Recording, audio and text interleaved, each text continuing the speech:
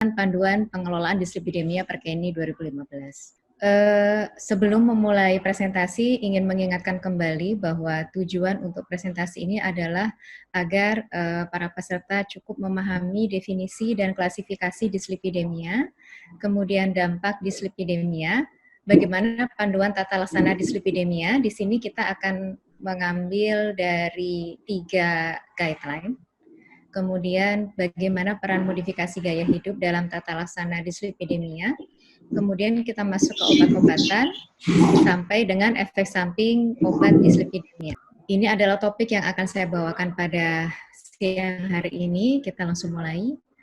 Nah, ini adalah data yang sebenarnya sudah cukup lama dipublikasi oleh staf dari Divisi Metabolik Endokrin juga, yaitu Dr. Suharko, pada tahun 2009, berdasarkan penelitian kerjasama antara Divisi Metabolik Endokrin dengan Dinas Kesehatan DKI Jakarta.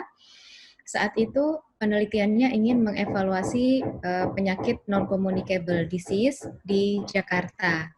Dari salah satu data yang kami dapatkan, kita bisa melihat di sini bagaimana profil lipid pada populasi Jakarta pada saat itu.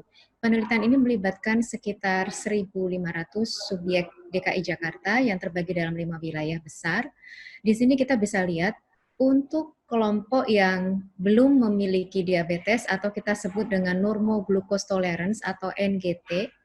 Di sini kita lihat LDL kolesterol yang tinggi cukup tinggi ya. Di sini memang kita menggunakan angka 100 untuk LDL tinggi karena di sini kita mengevaluasi juga untuk peningkatan LDL pada diabetes yang tidak terdeteksi.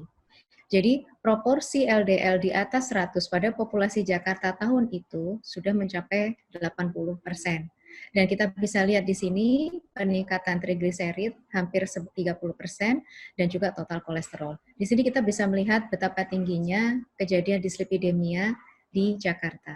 Secara definisi, dislipidemia adalah kelainan metabolisme lipid yang ditandai dengan peningkatan atau penurunan fraksi lipid dalam plasma.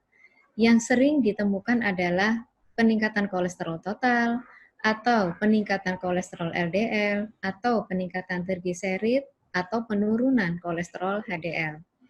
Berdasarkan data riset kesehatan dasar tahun 2013, kita bisa lihat di sini bahwa untuk proporsi kolesterol di atas 200, kurang lebih sebanyak 30%, mirip dengan data yang tadi ya. Padahal ini dilakukan 7 tahun setelahnya. Kemudian sebanyak 15,9% LDL-nya sangat tinggi. Ini menurut saya angka yang sangat tinggi ya, 15,9 ini, karena kita tahu LDL di atas 190, meskipun pada orang itu belum ada faktor risiko jantung yang lain, dan masuk pada usia dewasa muda atau di atas 18 tahun, sudah merupakan indikasi untuk diberikan obat kolesterol yang high intensity, karena risiko kardiovaskularnya cukup tinggi. Dan kita lihat di sini proporsi HDL yang rendah juga di atas 20%, dan proporsi trigliserid yang sangat tinggi atau di atas 500 juga di atas 10%. Sebenarnya dislipidemia itu terbagi menjadi 2. Yang sering kita temukan dalam praktek sehari-hari kebanyakan adalah sekunder, yaitu pasien yang memiliki riwayat diabetes, pasien dengan obesitas, mengkonsumsi alkohol, menggunakan kontrasepsi, atau konsumsi kortikosteroid, itu bisa memiliki efek samping mengalami dislipidemia juga. Sebagian kecil dislipidemia juga disebabkan oleh kelainan primer, yaitu faktor genetik yang mempengaruhi pada metabolisme dislipidemia. Apakah di salah satu enzim atau apolipoprotein yang membentuk lipoprotein di dalam darah. Nah, ini di sini sebelah kanan atas Bapak Ibu bisa melihat pada kondisi dislipidemia primer, beberapa kita bisa menemukan pada pemeriksaan fisik ada semacam santoma ya, seperti penonjolan kulit. Ini ada infiltrasi lemak subkutan. Dan ini kalau kita lihat membandingkan serum pasien-pasien dengan dislipidemia primer dibandingkan dengan serum pasien yang normal, kita bisa lihat ini sangat keruh karena memang sangat tinggi lipidnya. Dan kita bisa lihat di sini salah satu tanda juga adalah di palmarnya terdapat warna kuning yang merupakan timbunan lemak di bawah jaringan kulit. Dan di sini kita juga bisa lihat defek protein mana saja yang bisa terkait akibat dyslipidemia primer ini. Sedikit mengingat apa itu lipoprotein ya. Kita tahu bahwa lemak dan air itu nggak bisa bersatu, padahal darah kita itu adalah air ya atau plasma. Jadi supaya dia bisa larut, maka membutuhkan benda yang sifatnya lebih hidrofilik yang mengikat dia sehingga dia bisa larut dalam darah. Yang kita sebut dengan apolipoprotein. Di gambar kanan atas Bapak Ibu bisa melihat bahwa inti yang yang terdiri dari kolesterol dan lemak itu dilingkupi oleh apolipoprotein sehingga sifat dari lipoprotein ini akan semakin mudah larut dalam air. Kita bisa mengenal beberapa macam apolipoprotein. Nah, nanti mungkin Bapak Ibu kalau misalnya sedang periksa darah ke laboratorium atau mengantar saudara ya atau pasien mungkin kadang-kadang dari laboratorium tersebut menawarkan pemeriksaan ApoB. Nah, apa itu ApoB? Yang tadi yang kita sebut dengan apolipoprotein. Nah, kebetulan ApoB ini merupakan apolipoprotein utama pada kolesterol yang kalau bahasa awamnya jahat. Jadi seperti kilomikron, VLDL, LDL, itu apolipoprotein atau protein pembawa utamanya adalah ApoB. Sehingga pada kasus-kasus tertentu yang susah tata laksana dislipidemianya, kita seringkali juga memeriksa ApoB sebagai target terapi. Ini untuk pengetahuan saja. Nah, di sini Bapak Ibu juga bisa lihat besar molekul dari lipoprotein yang ada.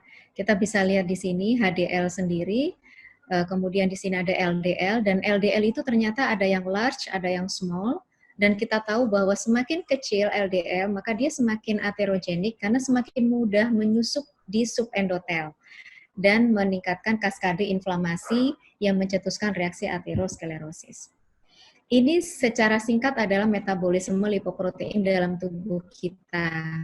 Jadi Bapak Ibu sekalian, gangguan dislipidemia itu tidak semata-mata disebabkan oleh gangguan asupan makanan atau asupan makanan lemak yang berlebih saja. Karena kita bisa lihat di sini, selain ada exogenous pathway atau jalur yang dari luar, ada juga endogenous pathway. Artinya, kondisi tertentu seperti insulin resistance atau obesitas atau penyakit-penyakit lain akan mempengaruhi fungsi hati dalam hal memproduksi lipoprotein.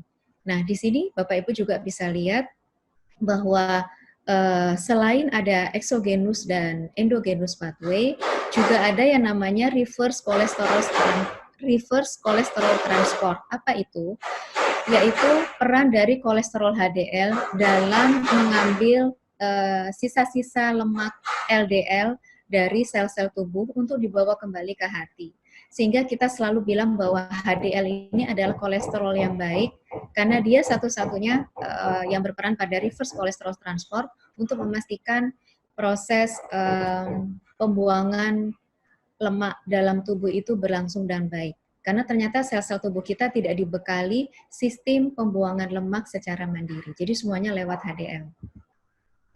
Ini tadi sebenarnya sedikit sudah saya singgung. Kenapa peningkatan lipid itu berbahaya? Sebagai contoh, kalau peningkatan small dense LDL, dia akan mudah menyusup ke dalam subendotel, kemudian merangsang reaksi inflamasi, mengganggu produksi faktor vasodilator, dan juga meningkatkan beberapa jalur yang meningkatkan oksidatif stres, sehingga menginisiasi timbulnya aterosklerosis. Inilah dampak yang bisa terjadi apabila dislipidemia ini tidak kita tata laksana dengan optimal.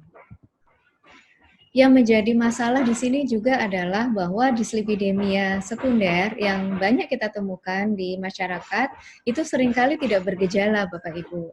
Banyak pasien mengatakan, saya pegal-pegal, saya takut kolesterol saya tinggi, jadi saya periksa kolesterol. Padahal sebenarnya pegal-pegal, nyeri sendi, pusing, mudah lelah, itu semua bukan gejala dan tanda dari gangguan dislipidemia. Ya, jadi sebenarnya dislipidemia ini adalah suatu gangguan yang memang harus di-screening secara aktif. Pada usia dewasa yang memiliki risiko dari mulai obesitas, atau memang ada riwayat keluarga, atau memang dia usianya sudah di atas 40 tahun, atau dia memang penyandang diabetes dan penyakit lain yang berisiko